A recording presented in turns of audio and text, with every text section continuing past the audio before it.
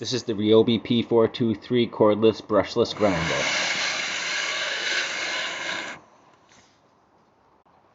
The switch is unnecessarily complicated. You don't just push down on it.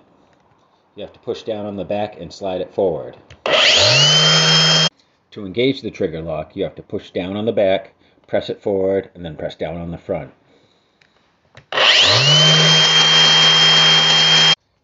I'm sure if you're someone that uses this style of the switch a lot, it becomes second nature to do it in one fluid motion. One thing they do get right is tool storage and the handle. The arbor wrench is always right at hand.